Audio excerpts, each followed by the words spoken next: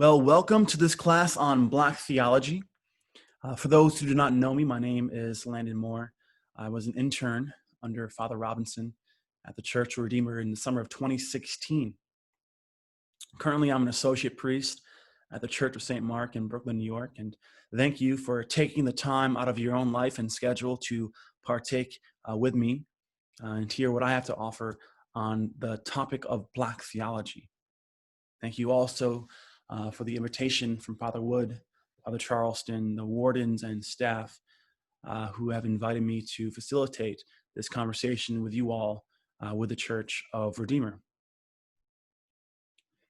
So if I can articulate one point that can remain with you from this class, it is this. It is that Black theology is a theology of liberation. Black theology has emerged out of and is accountable to a Black church that has always been involved in the historical fight for justice. The appearance of Black theology emerged on paper in the late 1960s. However, for this class, as an introduction, I want to go prior to the 1960s, to where I feel the start of Black theology is. I'm going to go back to the camp meetings. For this class, I'll start with chattel slavery, Black bodies being chained and brought out from Africa to America, and talk about lynchings. Black theology didn't emerge out of nowhere. We have to understand slave religion and the birth of the Black church in the context of American society prior to talking about things relevant to today. And so out of the invisible institution, out of these camps, the Black church is born. The slave becomes preacher. Slave becomes sister. The slave becomes brother.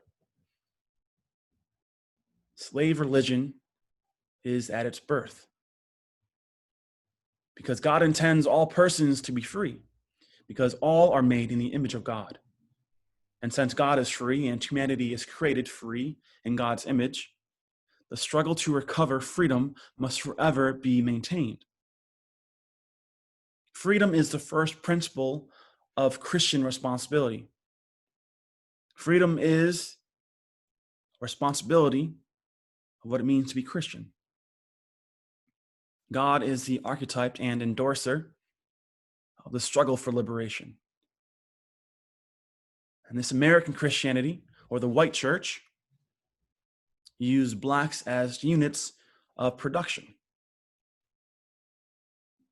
And these camp meetings in which slaves would go to was presented with a God of feelings. They had these religious experiences and saw God with them on their side, on the side of the oppressed. And they saw that God was real to them rather than an abstraction or idea. A God that one could talk to.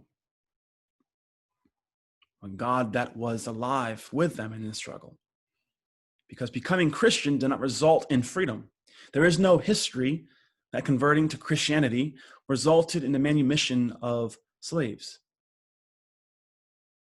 And this is one of the reasons why. Because the preacher was a slave owner that made God, so the preacher was a slave owner, and because the preacher was a slave owner, that made God the agent for Black suffering. And it was God who ordained Black people to be hearers of the true word, because the preacher during this time was not preaching the true word.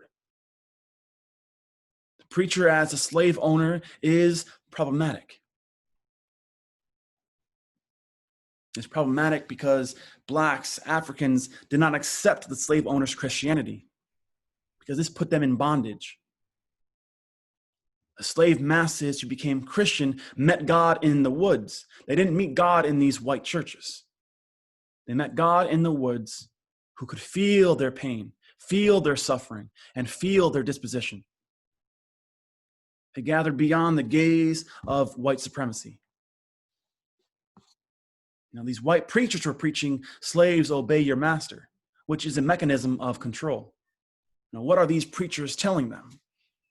What are these preachers telling you nowadays? Christianity saw heaven on the horizon, but the pastor said otherwise. The Christian reality that emerged from these camps is that God is on the oppressed. And the reality is always the reality of the oppressed. If we don't hold this in reality, we aren't doing Christian theology. The Black church has a theology, and that theology is Black. Black theology is not white theology. Black theology is Black slaves' appropriation of the gospel given to them by white oppressors. Black theology is a product of Black Christian experience and reflection. Black theology is a theology of liberation that affirms Blackness, affirms the Black humanity, and emancipates Black people from white racism. Black theology is the message of liberation, and that liberation is revealed in Christ Jesus. Black theology is freedom that is found in the good news, that is found in the gospel. And so one of these Black thinkers, one of these Black theologians that I want to focus on in this first class had a pretty profound impact on me as I was studying at Yale University for my master's, was the late James Cone. And these are his thoughts on Black theology. James goes on and says that Black theologians and preachers have rejected the white church's attempt to separate love from justice and religion from politics because we are a proud descendant of a Black religious tradition that is always interpreted in its confession and faith according to the people's commitment to the struggle for earthly freedom. And we flocked to theologians and thinkers and protagonists such as Harriet Tubman, Sojourner Truth, Martin King, Richard Allen, who conveyed these freedoms, conveyed justice. Cone goes on and says that Black theology was born in the context of the Black community as Black people were attempting to make sense out of their struggle for freedom. In one sense, Black theology is as old as the first African who refused to accept slavery as consistent with religion, and is as recent as when a Black person intuitively recognized that the confession of the Christian faith receives its meaning only in relation to political justice, although Black theology may be considered to have formally appeared on paper in the late 1960s.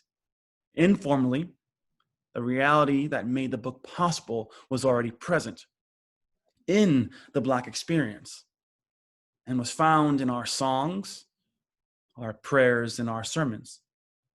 In these outpourings, in these lamentings, in this worship, express the Black vision of truth that preeminently gave way to freedom. And this freedom so vividly expressed in life teachings and death of Jesus, Malcolm, and Martin. Cone continues on and says that racism is the denial of the incarnation. Racism, to be racist, is denying Jesus. Because Jesus was born in bondage and died as a slave on the cross. God of Christ is on the side of the oppressed because Christ was oppressed. And Cone says that the church, the white church, has not been on the side of oppression. Cone says again that theologians, thinkers, people who partake in God talk must make the gospel clear in a particular social context so that God's people will know that their struggle for freedom is God's struggle too. The victory over evil is certain because God has taken up the cause of the oppressed, promising today what was promised to the people of Israel while they were slaves in Egypt. Exodus 6, verse 5 through 7 reads, I have heard the groaning of the people of Israel, whom the Egyptians hold in bondage, and I have remembered my covenant, says the Lord. So say this, therefore, to the people of Israel, I, the Lord, I will bring you out from under the bondage and the burdens of the Egyptians, and I will deliver you from the bondage, and I will redeem you with an outstretched arm, with great acts of judgment. And I will take you from my own people, and I will be your God. Indeed, their present struggle for liberation is God making real the promise to set them free. And Cone goes on and says that because we can know that we can trust the promise of God, we also know the oppressed will be fully liberated. And Cone goes on and says Black theologians are living in a period in which we must investigate anew and cannot afford to do theology unrelated to human existence. We cannot be objective, but must recognize that there is no objective anything when it comes to Black theology. And Black theology must do an investigation on the social religious experience of Black people, as the experience is reflective in Black stories of God's dealing with Black people, and the struggle for freedom, and the question of what has, and one of the questions that emerges that we can ask. Cone writes one of the books of many called The Cross and the Lynching Tree. And he wrote this, or this is the book about the post-bellum South during the lynching era, 1880, 1940 to 1940. And Cone says lynching was not regarded as an evil, but a necessity. The only way a community could protect itself from bad people out of reach of the law. Lynching was a necessity in white society to protect their own people from themselves. Slaves were only lynched if they threatened the slave system. It was whites who broke the law that were being lynched, not Blacks. Cone says white supremacists who were xenophobic towards Black people changed the meaning of lynching from its original definition as a necessary act to hang whites who performed immoral actions. Now white supremacists turned this necessity that protected whites from whites and infused Christianity with it to justify the murder of Blacks on trees.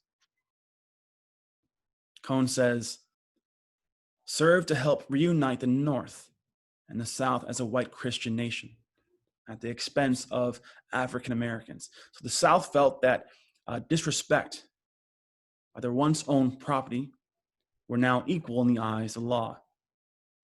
And they twisted the message of the Bible to justify their horrendous actions. For example, during slavery, white preachers were using the Bible to vindicate slavery. Slaves assumed that by obeying their masters, their reward would come in the next life.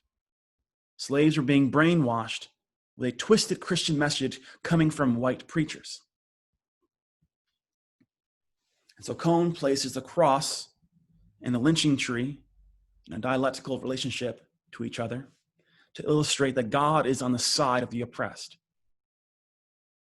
And it is staggering that white racists use Christianity to justify the lynching of Blacks, while Blacks use Christianity to survive. Whites discovered the cross through the Bible, while Blacks discovered the Bible through the cross. African Americans needed an answer to why they suffered, and their answer was faith. African Americans looked at the suffering of Jesus on the cross to love themselves and the whites that lynched them. African Americans claimed that if God was with Jesus on the cross, then God is with African Americans as they swing hanging on those trees. For whites, the lynching tree was a symbol of white supremacy. And Cone raises this question. How could white Christians turn around and put blacks on the cross and crucify them like they crucified Jesus? Or like the Romans crucified Jesus, I mean. No one in America could claim that they did not know that whites were lynching blacks. Nor could legal authorities claim ignorance, since lynches made no effort to hide their identity or their deeds. It was all public. It was all there. And so African Americans put their faith in God. They looked at the cross and found and saw a black man hanging. They saw a man being beaten, tortured, and they identified with Jesus. They identified the crucifixion as a lynching. They saw a God that related to them. They took the cross upon themselves in light of their black suffering. African Americans saw the Roman Empire was reborn in America, and it was reborn by now hanging people of color. African Americans saw that God was the only one